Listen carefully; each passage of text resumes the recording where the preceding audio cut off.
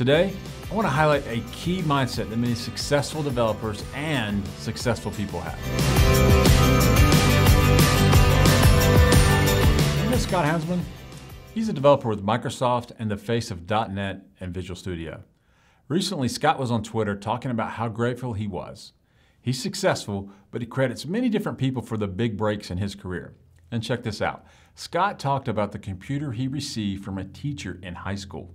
He wasn't the greatest student, but the teacher just gave him that gift.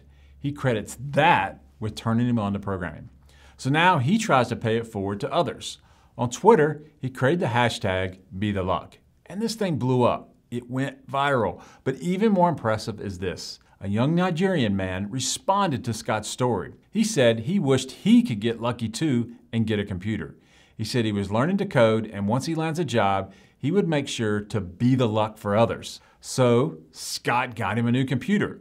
Now that's the kind of stuff you wish Twitter was filled with. One guy gets a computer from a teacher, he learns to code, works at Microsoft. Years later, he gives a computer to another young person, and that young guy promises to help someone else in the future.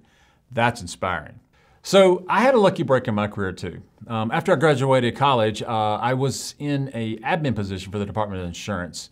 And my first job was in the receivership of an insurance company. It was going defunct. They handed me with the great position of handing out pink slips to people that were being laid off.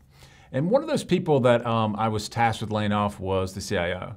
And I walked into his office thinking that this was going to be a very painful thing for his career, his life, and these kind of things. I was very nervous about it. And instead, it turned into a conversation, and the CIO hired me at his new consulting company, and this was my first programming job. And I can tell you that first day I was at work, I was smiling ear to ear all day long, thinking that someone was actually going to pay me to write code.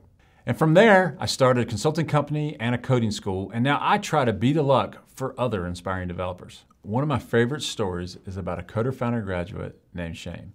Before coming to Coder Foundry, Shane was a machinist.